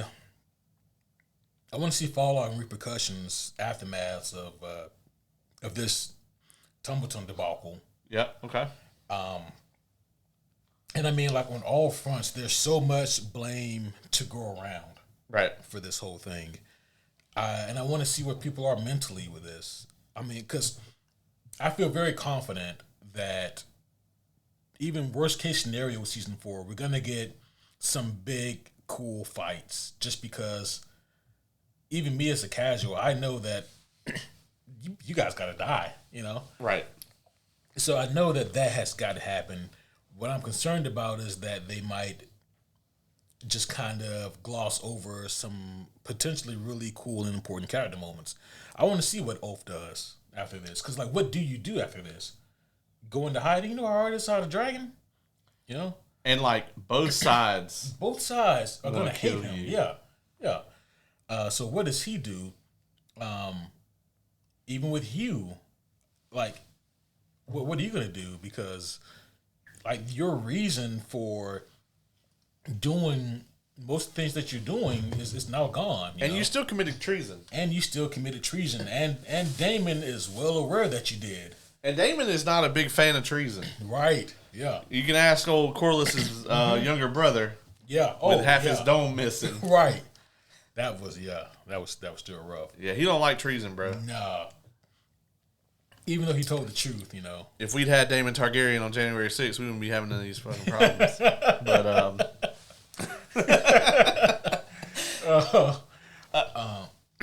But yeah, so I want to see like some of these character fallout moments, and I also want to see if they're going to commit to Rhaenyra seemingly having just gone off the fucking deep end, or are they going to reel it in some for the season? I don't think so. I don't think so. I think that pretty much everyone is on the trajectory they're going to be on. Okay. Yeah, man. You ready to score this thing? I am. And I think it's your turn. I believe it is. Yep. This season 3 of House of the Dragon, I think has some really good moments, man. I think that they do the most important things right. They start strong and they end strong. And you know, sometimes that's all you can really hope for, you know. It's like what the old school delis used to do back in the day, like in the early 1900s. They would put their best cuts of meats on either end of the sandwich, and then kind of like the bullshit filler meat, they put that in the middle. So that way, no matter what, the first bite and the last bite you take would be delicious, enticing you to come back for more. And I'm not saying that the middle of this is complete bullshit, because things do happen. There are pieces moving and things in motion. It's clear that like their mid cuts are in the middle, and they put their prime cuts on either end of the sandwich. And I think that it's not the worst thing to do here. This just isn't a perfect season of television, and that's fine. That's a really hard bar. I think that they had a strong recourse from season 2, which I enjoyed season 2 in parts, but man, it was rough watching season 2 and knowing I had like a 2-year wait, you know? Yeah. With this season, there's a lot of things they do that I really enjoy. I think that the last fight, or the last episode, honestly, has a lot of really cool moving pieces in it. I think the season does enough good things for me to give some things a little bit of grace, despite the fact that there is some wonky pacing there in the middle. And honestly, could they have trimmed some things down and maybe even given us like a 7-episode treatment? They probably could have, and I think they would have helped the pacing out some, especially there in the middle. But on the whole of it, I am glad to see that this series is back on track compared to where it was last season. I had a pretty good time with this, man, and I enjoy seeing Rhaenyra lose her goddamn shit, and I'm so curious to see how these things end. I'm gonna give this season an 8 out of 10. Okay.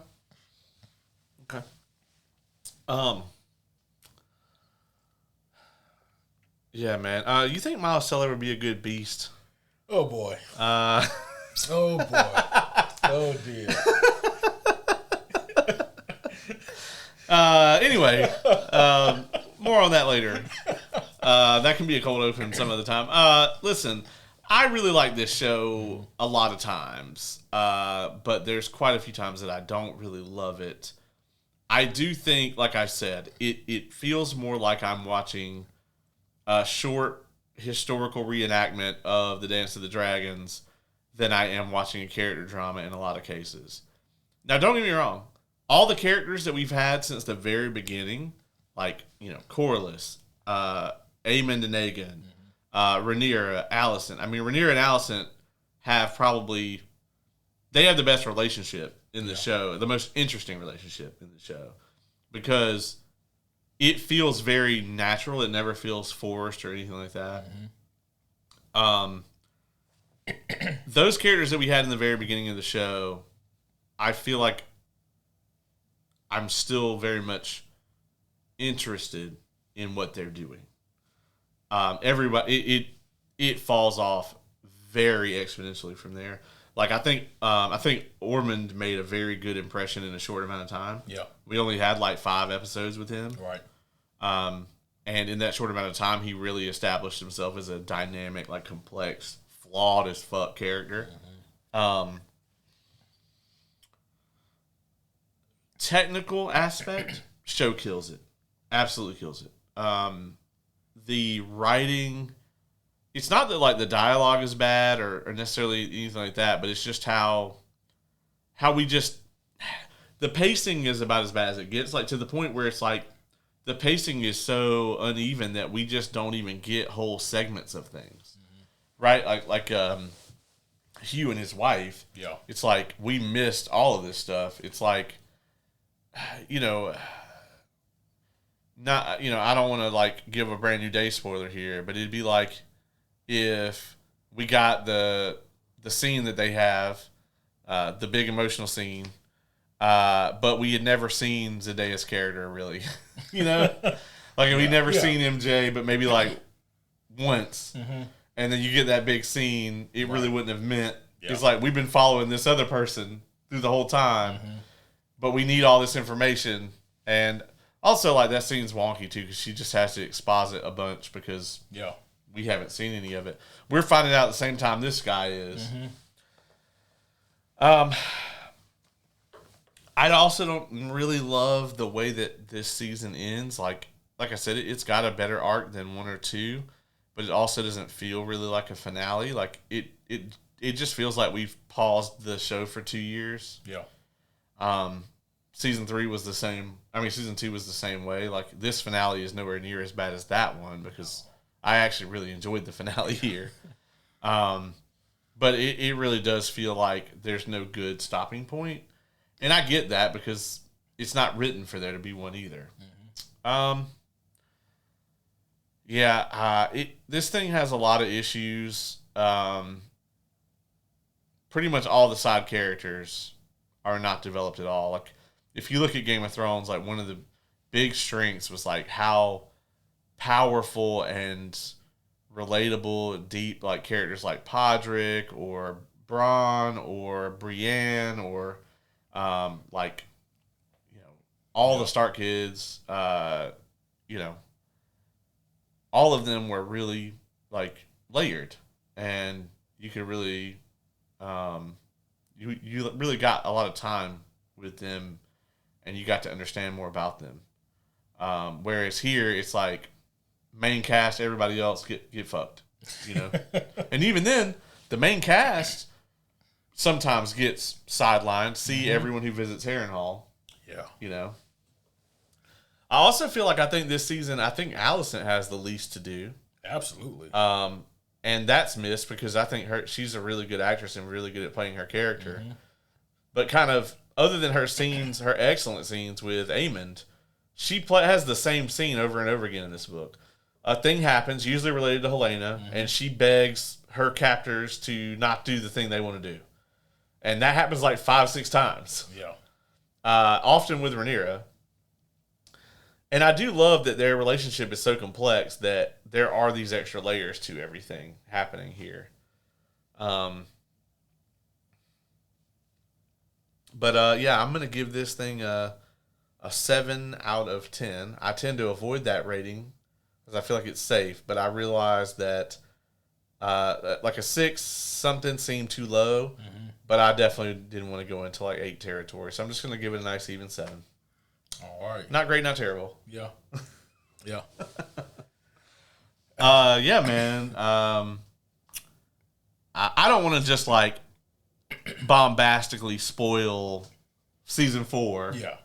But you know, and this is where you want to tune out if you want to go in blind, like completely. But I will say that out of the major events that are going to happen, we're going to get probably a major thing per episode, or at least close. Wow. Next season. Things are going to, if you think Rhaenyra's reign is going poorly now, it is going to go way fucking more poorly. Jesus Christ. I just put that in context of like normal everyday life. Like the person who's really having a bad time now, struggling now, like they're They're just praying every night. Oh man, dear Lord, can things ever gonna get better? And like an angel comes down, the heavens open up, bright lights, and here comes this beautiful, gorgeous, definitely not Revelations book looking angel, and goes, "Well, my child, no, this is the best that it gets right now." Yeah. You think your life is shit now, right? Yeah. Yeah, that's gonna go poorly. It's gonna get worse. I mean, when you guys see who ends up on the throne after all of this, like it's gonna be a who. I mean, that's how far down the line of succession it's gonna end up before it's over with. Really? Yeah. It's gonna go to the point where you're like, I didn't even know that person existed. Like, it's gonna be rough. Oh. Damn. Okay. Yeah. No. This is about how they got all wiped out. I mean, that's what this story is. You know, it's about how the Targaryen dynasty fell into complete ruin and lost all the dragons. You know, lots of dragons are going to die. I'm glad that they changed the Nettles arc. I talked about this earlier because in the book, Daemon runs off with Nettles at the end, and it's very much a very kind of pedo type thing. Yeah, because Nettles like 15. And Damon's like 60. Yeah. And they go off happily ever after in the quotiest quotes you can quote. But here it'll be like, maybe he's gonna take care of his kid. I like that more than the other thing. Yeah, for sure. Or they may just not do like the book at all, and they might both die. I can also see that. But as anything other than how it actually goes, Yeah.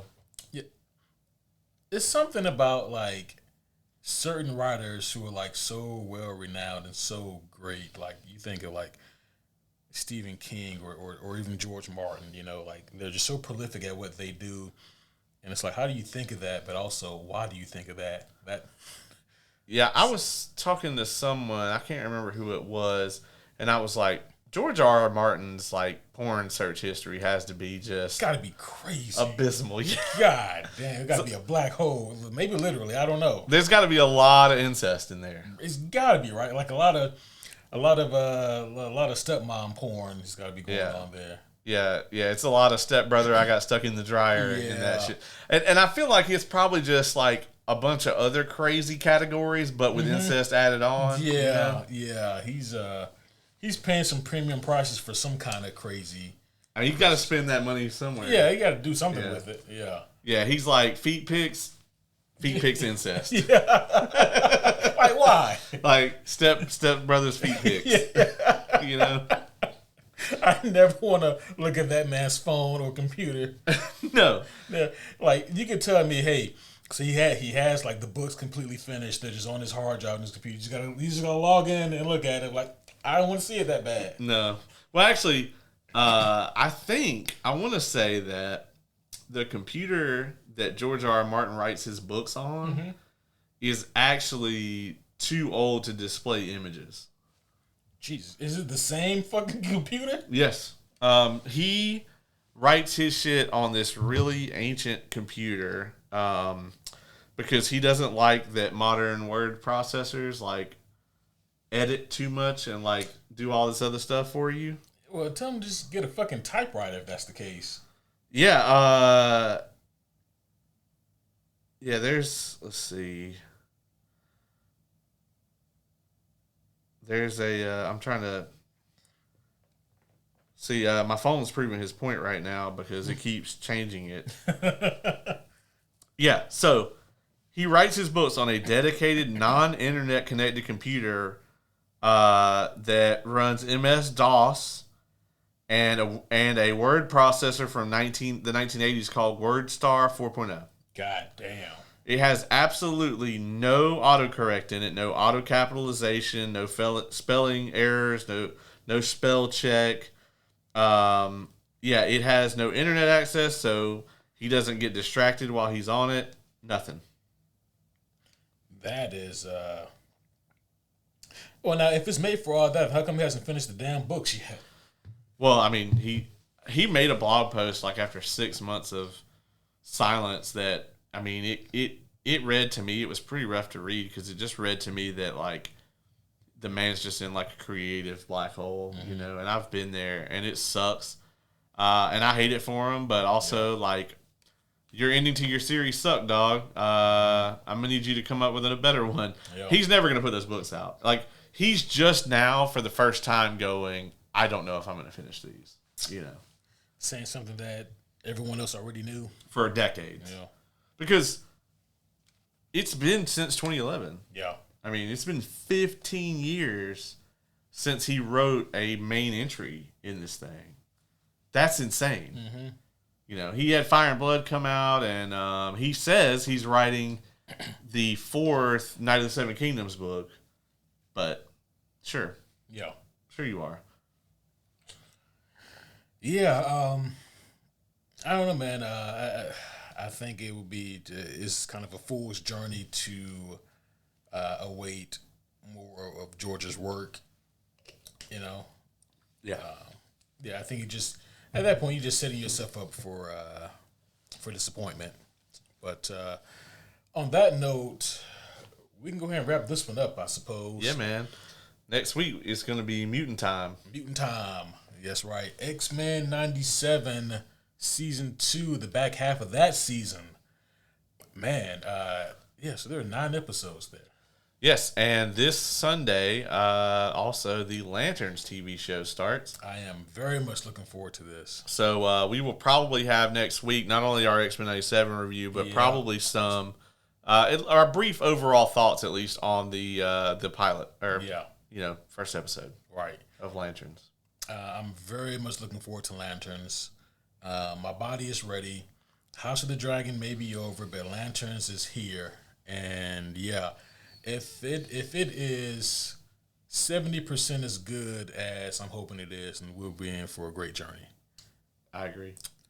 It's going to be an interesting couple of months, man. It is. I mean, we think that there's this long stretch before, you know, we get Doomsday.